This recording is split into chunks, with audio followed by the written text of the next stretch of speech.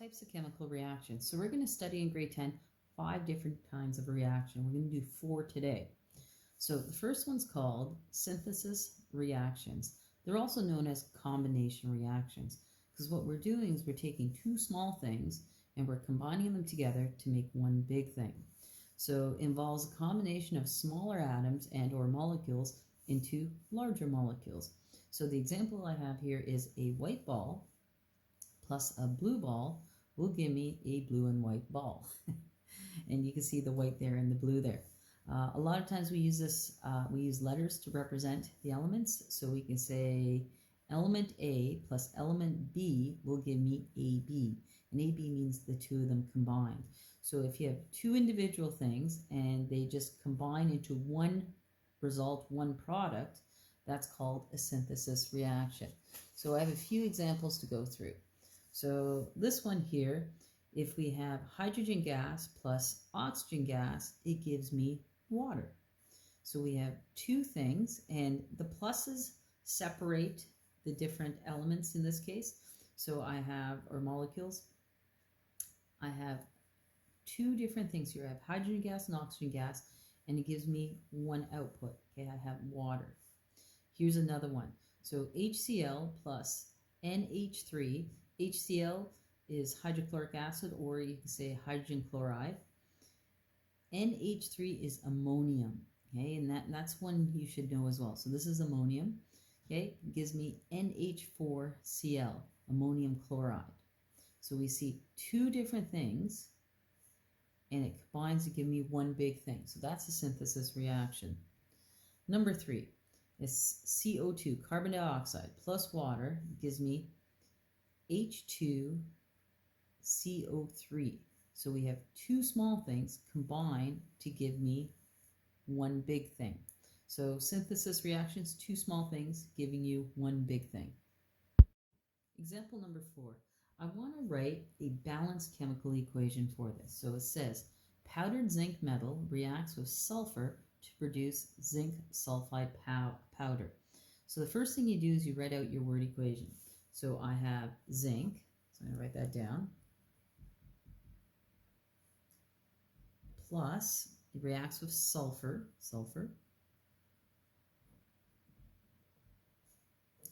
yields, produces, that's what the arrow means, okay, zinc sulfide powder, so zinc sulfide.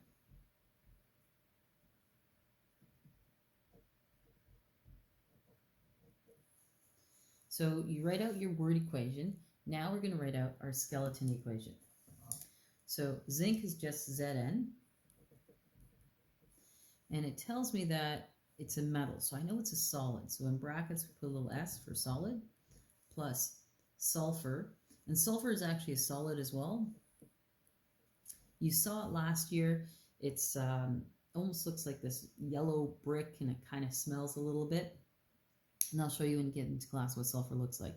So sulfur, and that gives me zinc sulfide powder, so that's a solid as well. Now, I need the formula for zinc sulfide, so let me figure that out. And switch to a different color so I can figure it out. So zinc is Zn, and the charge on it is 2+. Sulfur is S, and the charge on it is 2-.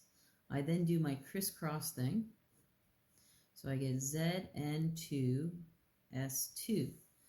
But what I notice is I could have done this with one zinc and one sulfur, would have satisfied it. So I can divide 2 out of both of these. I end up with ZnS. So there's my formula for zinc sulfide. I'm going to write it in up here. And it also is a solid because it's a powder, so I put a little S there. Next thing I need to do is balance it. Well, I have one zinc, I have one sulfur, and I'm done. It's already balanced. So this is actually my final balanced equation. Example number 5. A small piece of sodium metal ignites as placed in a flask of chlorine gas. So first thing we always do is write out our word equation. So I have sodium plus chlorine gas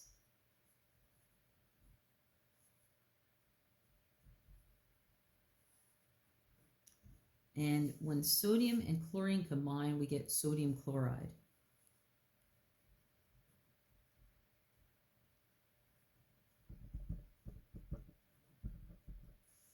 So you write out your word equation. Now we're going to write down our formulas. Sodium is just Na. And sodium is a metal, so what must mean it's a solid at room temperature.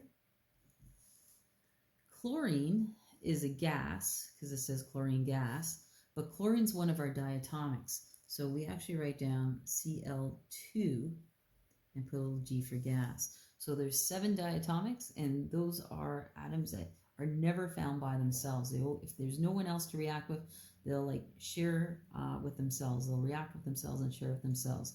So chlorine's one of those diatomics, so we always put a little 2 there. And then finally, we need sodium chloride. So we have to come up with the formula for that. So I'm just going to do it down a little bit. Hopefully we can see that. So sodium is Na with a 1 plus charge. Chlorine is Cl with a 1 minus charge. I do the crisscross, and I end up with NaCl. And NaCl is actually table salt. So I have NaCl, and I know salt is actually a solid. So I'm going to put a little S for solid. So now what I need to do is balance this equation. So I have 1 sodium, 1 sodium. That's good. 2 chlorine, and only 1 chlorine here. So I need to put a 2 out in front. Once I put a 2 out in front, now I have 2 sodium, so I have to go back here and put a 2 as well. So now I have a balanced equation. This is a synthesis reaction because I had 2 small things combining into one big thing. It's our last synthesis example. It says hydrogen chloride gas and ammonium gas both diffuse out of their aqueous solution. So aqueous means it's dissolved in water. When the 2 gases come in contact, they react to produce a cloudy white powder of ammonium chloride. So first thing I want to do is write out the words. So I have hydrogen chloride gas.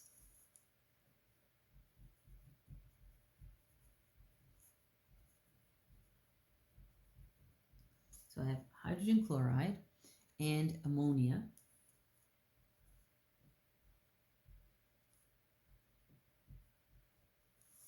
And it tells me ammonia is a gas as well. And that gives me ammonium chloride.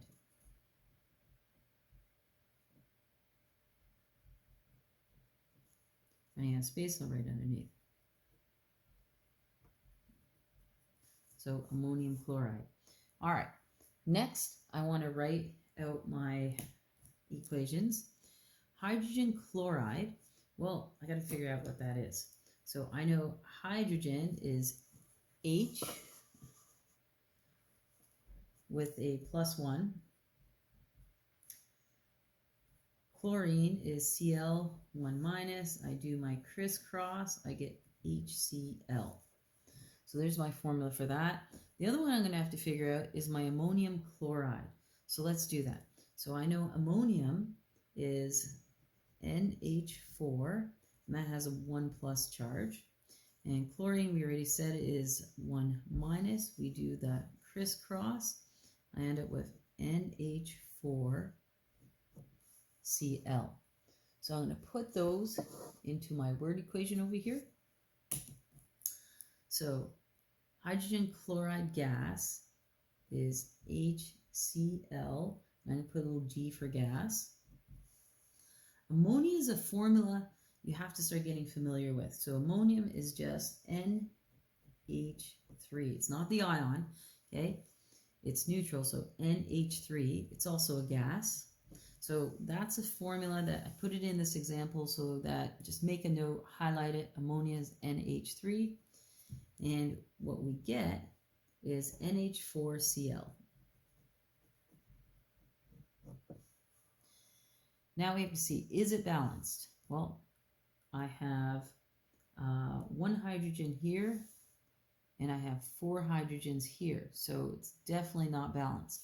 I need to put a 4 over here. oh, sorry, I messed that up. I have 1 hydrogen plus 3 hydrogens gives me 4 hydrogens. And I have 4 hydrogens here. I have a nitrogen and a nitrogen, so that's balanced. And then I have a chlorine and a chlorine, that's balanced. So my mistake at first was I missed this little plus sign. Okay, when you add up the hydrogens, it's everything on the left side of the arrow. So 1 plus 3 is 4, and on this side I have 4 as well. So the equation's actually balanced.